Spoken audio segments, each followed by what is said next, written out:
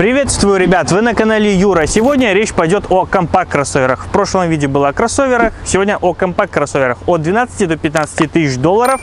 И в этом видео уже будет о чем поговорить, потому что в прошлом видео я особо ничего не рекомендовал. И прошу прощения за прошлое видео, пару подписчиков мне написали в личку в соцсетях. Действительно, они правы, я забыл про Infiniti. Действительно, я забыл, поэтому в прошлом видео я незаконно забыл про Infiniti FX, про Finic. Я снимал обзор на него. Хорошая машина. И действительно, этот вариант можно искать за такие деньги, потому что он тоже не дешевый, да, но он вас не разденет так, как другие старые уже там немцы, да, хотя я поклонник там Вага, немцев, но объективно Finic дешевле их, свежее их и в обслуживании будет подешевле. Поэтому кроме Санта-Фе, который я порекомендовал, второго, можно вот и Finic брать себе, безусловно. Но поехали в компакт-кроссоверах. Ну, как я уже сказал, автомобили эти от 12 тысяч долларов до 15 тысяч долларов для тех ребят, которые смотрят из России. Это примерно еще плюс 10-15% разницы в ценах наших. Это примерно 1 180 000 и 1 450 000. Вот примерно эти цены. Я не говорю точно, но примерно в отличие от наших где-то так. В каких-то регионах будет еще дороже эти автомобили стоить. Да, спасибо, ребят, вы мне пишете, поправляете вот многие там, в многих соцсетях. Но примерно вот так это стоит. Можете еще там накинуть, грубо-то до 1,5–1,5. И, как обычно, большинство автомобилей, которые я буду называть, были на них обзоры. Ссылку на эти обзоры я оставлю, компакт-кроссоверы. Можете посмотреть, если вас что заинтересовало из этого списка. Но начнем мы все равно с Вага. На первом месте Ваг. Кто давно меня смотрит, то знает почему. Ну, а для остальных это мой любимый концерн. Поэтому по Вагу компакт-кроссоверы это Audi Q3. Часто так попадается Audi Q5. В основном Audi Q3 попадается. Пару Q5 было 2 или 3 штуки, по-моему, с 2.0 TFSI, 201 сил. Ну и, разумеется, в этих двигателях известным масложором, что все там поршнево. Скорее всего, 11-12 год. Там либо кольца поменяли, как минимум, либо уже поршневую заменили. Хотя, вот была Шкода Yeti, там еще ничего не делали. Там 260-270 тысяч пробега. Жор масла есть, да, но еще меримо. И все зависит от эксплуатации. Конечно, нужно перепроверять это все. Но, конечно же, в идеале лучше искать дизель. Поэтому Q3, Q5. Но я лично искал бы уже Q5. Q3 маловато, мне она не особо заходит. Я бы искал Q5. Одалживал бы, искал бы, копил бы, но Q5 уже искал бы себе. Tiguan первый рестовый. У меня на обзоре был дорестовый, но там по внешности минимум изменений. По двигателям 1.4 TFSI на Сахе лучше искать, либо 2-литровый дизель. И Шкода Yeti, которую я уже упомянул, также была на обзоре. Тоже можно искать себе хороший, классный автомобиль. Дальше идет Renault. Самая массовая марка, которая встречается в этом сегменте за эти цены, это Renault. Duster и Captur. Ну, Captur, конечно, посолиднее выглядит, посовременнее. Captur тоже был обзор на него.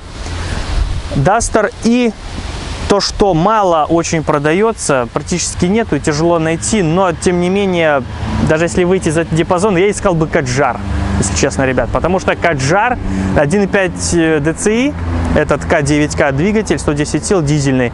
Я вот снимал, был на обзор на Талисман с этим двигателем. Ну, по мне, ну, шикарный автомобиль. Простой, хороший, надежный двигатель по городу. Его 100% вам хватит машины. Значит, свежая, 16-17 года можно искать.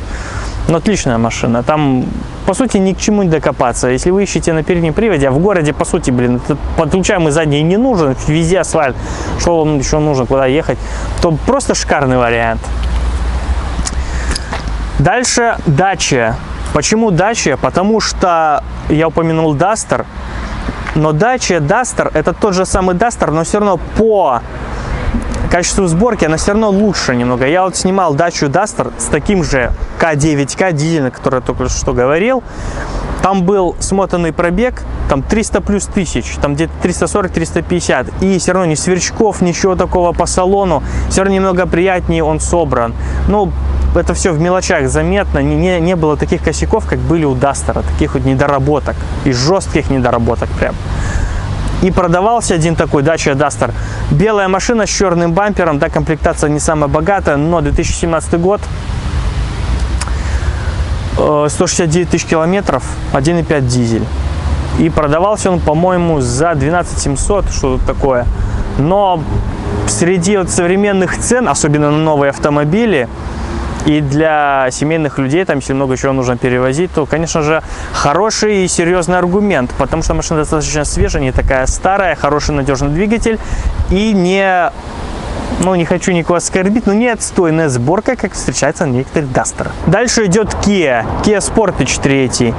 И машина неплохая, ничего плохого не говорю про нее, да, но все равно уже, дороговато, ребят, как по мне. Она смотрится круто, топово, да, вопросов нету. Но стоит 2010 год, 2.0 бензин на механике, как мы любим, что автомат все равно может крякнуть со временем.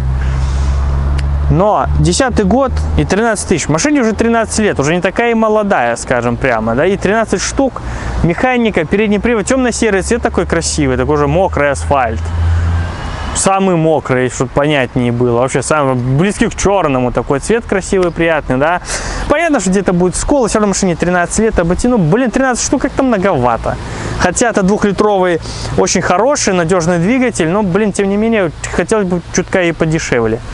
Дальше идет Hyundai, естественно. Hyundai AX35. И у Hyundai, вот у нас в объявлениях Sportage тоже можно дизельным найти, но не было. А вот здесь были и 2-литровые дизельные Hyundai еще в продаже.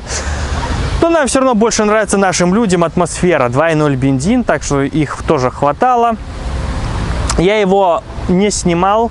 Sportage тоже не снимал на своем канале, но я AX35 упоминал на третьем Тусоне. Когда я снимал Тусон, я его косвенно упоминал и про двигатель в целом тоже рассказывал. Там двигатели особо и не меняются. То же самое будет стоять 2-литровый бензиновый у Sportage, у AX35, и на третьем Тусоне это все рассказывал. Поэтому, как говорится, не потеряйтесь. Там то, что под двигатель, если кому-то заинтересовало, можете посмотреть. Тоже уже побольше по количеству, чем Sportage, потому что Sportage тоже 2014 года, там уже почти 15 стоил, но там победнее комплектация, конечно. И тут тоже AX35, уже 13 год, 12, он уже тоже там 12 700, 13 300 уже. Дальше идет автомобиль, который тоже так, не сказать, что часто, но встречается на нашем рынке. Это Chevrolet Captiva, особенно Resto так красиво смотрится. Хотел снять, но пока не получается снять на нее обзор. Не нашел еще пока автомобиль, но смотрится тоже неплохо, семейным людям подойдет, но в Ресте ищите рестовую. Как по мне, рестовая гораздо лучше смотрится, более современно, и с точки зрения меркантильности ее проще потом продать, потому что до Рест, так простенько более выглядит. На Chevy Nivу немного похож, хотя немного, нормально, так не хочу никого обидеть, так, шутка, не более того. Дальше идет Nissan Qashqai, разумеется, первый рестовый, я его снимал, был на канале. Но оптимал это 1.6 на палке, но можно от 2-литровый найти, 2-литровый динамика на 6-ступенчатой механике очень хорошего автомобиля, конечно же. 140 нормально по трассе не идти на 6-й передаче, то есть динамика хорошая для такого автомобиля, но, конечно же, по салону, простенько, дешевенько все выглядит. Второй Qashqai в салоне гораздо интереснее. Тоже X-Trail, по сути, был тоже X-Trail и Qashqai черные в максимальных комплектациях. И уже разница не так чувствуется. Первый Qashqai хорош по своей динамике, по надежности машины. Тут тоже будет хорошо, нет ничего там такого сверхъестественного, сверхсложного. Но в салоне простовато выглядит, если честно сказать, положа руку на сердце, конечно. И также Terrano. Многие могут сказать люди, а в чем разница, что Terrano, что Duster, одна и та же кухня. Но, во-первых, Terrano, он выглядит получше. Казалось бы, ниссановская эмблема, чуть другие фары, задние фонари принципиально другие, что задняя часть полностью отличается от Duster, и она выглядит гораздо красивее. Задняя часть бесспорно красивее гораздо. Но и перед более так богато, дороже выглядит. Все равно немного изменили дизайн фонарей и фар передних, и машина уже так посимпатичнее стала. Кардинально она не изменилась, конечно, но в целом в этих моментах она похорошела, покрасивее выглядит. Плюс Nissan дорогой бренд, дороже, чем Renault, и это не просто так в том плане, что сборка все равно покачественнее, чем у Duster. Многих таких вот недоработок на Terrano меньше встречается, чем на Duster. И плюс у Terrano лучше шумка, ребят. Не просто так она дороже Duster. Иначе бы Terrano вообще не продавались бы. Шумка у Terrano получше все же. Конечно, это не премиум сегмент, там она не идеальна, но все равно потише, чем у Дастера. Для любителей французов следующий Peugeot 3008 первый. Дизайн спорный, кому нравится, кому нет. По мне, я ничего против их не имею, но, как видите, я не фанат их. Я на других марках езжу автомобилей. У меня свой любимый концерн. Но я никого не агитирую на это. Действительно, все равно, если дизельный искать такой, машины неплохие, по коррозионостойчивости они тоже неплохие. Да и в целом, все, что я называю, машины держатся по коррозии. В том плане я не встречал таких уже прям выгнивших. Да, Кашкай видел, там жуки от капота они любят коррозировать. Вот, в основном на капоте встречаются косяки, там где-то жучки, но таких прям отвратительных автомобилей я не встречал. И завершает этот список Opel Antara первый. Antara неплохая за свои деньги машина. Если уже брать те автомобили, которые я назвал, с атмосферами именно искать и на механике, потому что все равно, ребят, вот на Кашкаях будет вариатор Джатка. Хотя все уже наловчились их восстанавливать, оживлять, но не факт, далеко не факт, что в вашей местности есть люди, которые смогут его починить нормально. Не так, что вам сделали, вы завели машину, все, работает, вы поехали, а через неделю все крякнулось. Это не ремонт, это самообман временный. А конкретно, чтобы изменить, чтобы не менять коробку, а реально как-то починить, уже проблема. Поэтому, если вы уже такие 12-13-летние машины смотрите, то уже лучше действительно искать на механике. Ну, либо на автомате, ну, конечно, весь любой автомобиль нужно шмонать вдоль и поперек. Это никто не отменяет этого. Из всех предложений ищите самый свежий, конечно же, самый лучший вариант. Но в целом лучше искать корейца, потому что корейцы попроще. Ну и автоматы на корейцах тоже неплохие. Вот на Тусоне я снимал, тоже так. 2-литровый на автомате, приемлемая динамика и достаточно комфортная машина.